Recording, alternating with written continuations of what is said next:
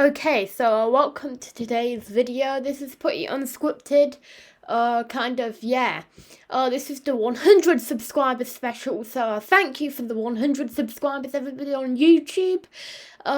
This is YouTube 100 subscribers special. Hopefully one day I get 100 subscribers on Odysee, but, hey. So thank you for that, amount of subscribers. Without you guys, I wouldn't make videos, obviously, because I wouldn't have any audience. And yeah, you've really kind of driven the channel by subscribing. So thank you for doing that, and there'll be more tech content in the future. But today we're going to be looking at LibreWolf, because I've never done a YouTube video about this browser. Yet I have done a few streams on it. So, yes, let's maybe talk about that browser today. Okay, so let's look at LibreWolf, why don't we? Okay, so I'm going to need a power lead, obviously.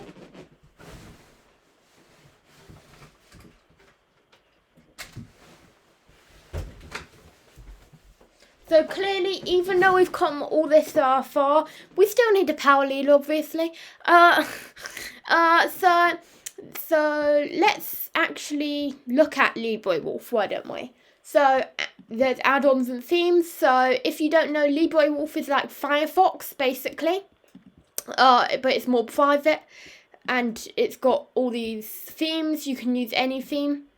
You can use this grey theme. You can use any theme from the add-on store. So as you can see here, I've got my extension working. So I just needed to do that. This is a totally unedited video today, because yeah, I didn't feel like doing that, and I need to get it out quickly because I've got 100 subscribers right now, and I don't want it to end up 101 by the time I release this video. But hey, so as you can see here, when you look for more add-ons using this, let's say SLE, nothing comes up. Yeah, nothing comes up.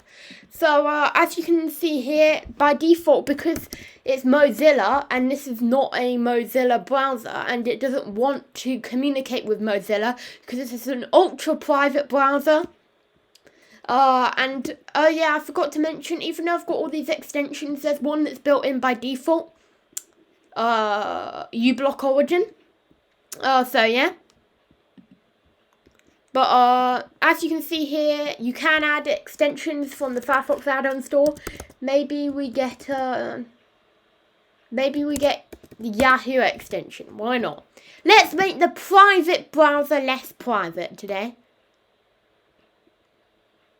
So, as you can see here, it says you're attempting to add an add-on from there. Make sure you trust the site. Yeah. And, of course, I could add it right here. And, yeah, no. And of course, look, it is working. Here we are.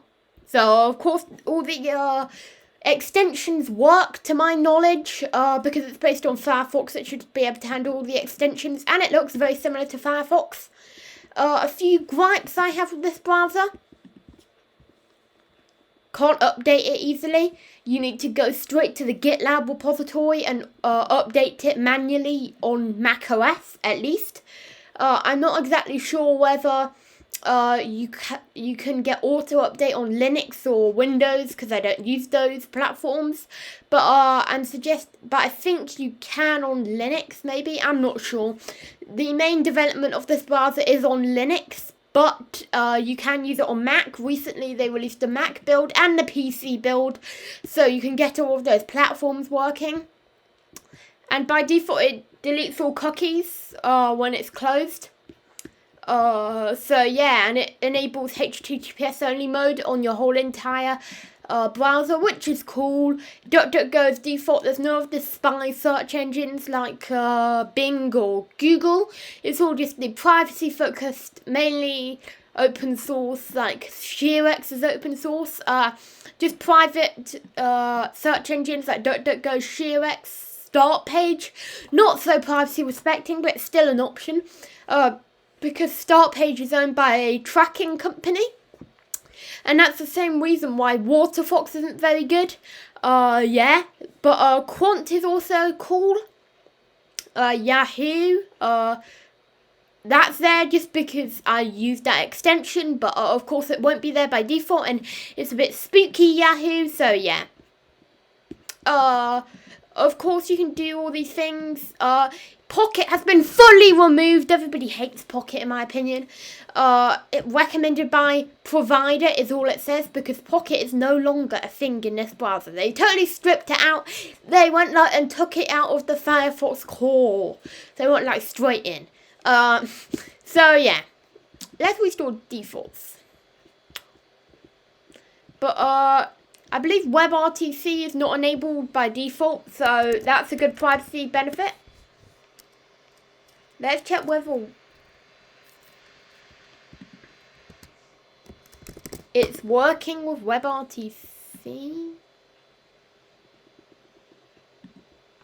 Of course, we need to enable that JavaScript stuff.